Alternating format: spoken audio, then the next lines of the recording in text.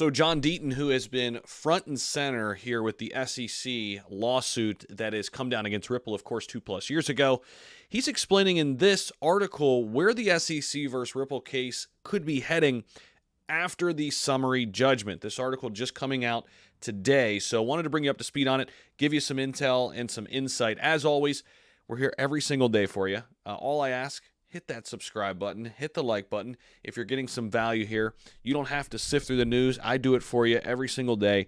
That way you can be on your way, and it's always quick hitting videos, 3 to 5 minutes. Get your news, get in, get out. But there are some details in this one, so stick around to the end here because a lot going on with the SEC versus Ripple case.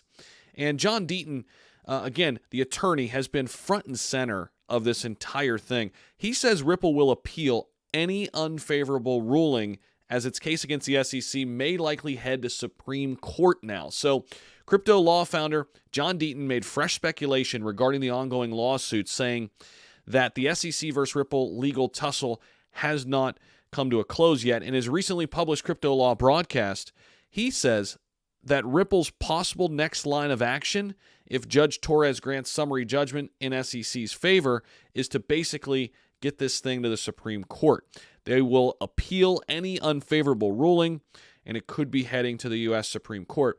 Now, Judge Torres knows Ripple's appealing if she rules in favor of the SEC. Let's face it, this case will go to the U.S. Supreme Court, and it'll most likely, if it goes to an appeal. This is what Deaton said this past weekend.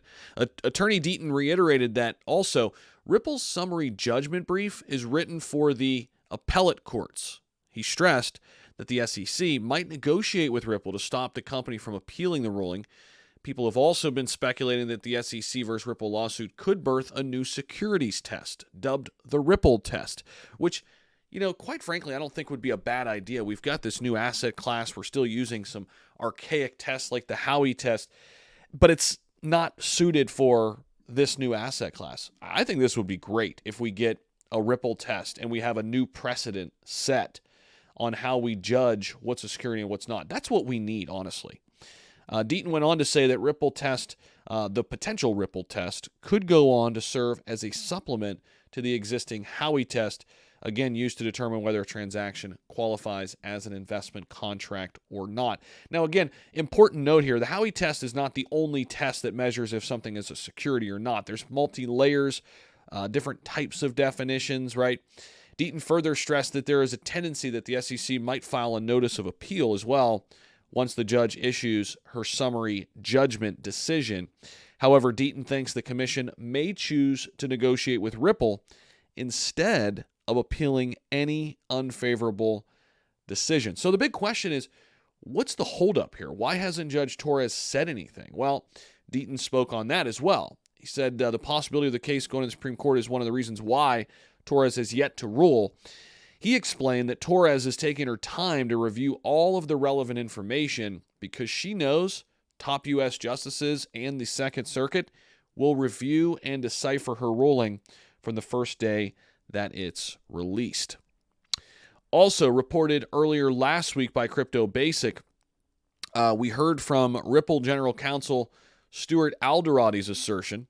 Alderoty said, if Torres grants summary judgment in SEC's favor, Ripple will immediately file an appeal before the U.S. Courts of Appeals. So Deaton's not the only person who thinks this. Alderoty expressed confidence that Ripple will win its case in the end against the SEC as the Supreme Court, at the Supreme Court level, due to the apex court guard against building an administrative state. So Alderoty's went as far in saying, yes, it's going to go to the Supreme Court, and yes, Ripple will win. That's what Alderoty believes. Now, of course, everybody has a vested interest here, Deaton as well, in Ripple winning the case. So a little bit of biases there, right? So keep that in mind. But I've always said the further this thing drags on, I think the more bullish case is made for Ripple potentially winning this lawsuit. Nobody factored in the idea that Ripple would actually spend hundreds of millions of dollars, at least over $100 million thus far, to fight the case. A lot of these crypto companies would have already just kind of bowed down or bowed out and lost, right? But Ripple obviously has the funds to fight, and they're doing just that. They're still ranked number 6 in the cryptocurrency market with a market cap well over $20 billion. right now at the time of this recording. So that is what we've got in this video. Appreciate you guys so much. We'll be keeping tabs on everything XRP Ripple. Right now, the price action, by the way, we are pulling back a little bit. Ripple's down, XRP's down about 2% here in the last 24 hours, but that market cap still nearing 25 billion. We're sitting at about 47 cents right now. We'll be keeping tabs on everything as it relates to the lawsuit. Make sure you guys are subscribed down below so you don't miss out on any breaking news. We'll see you.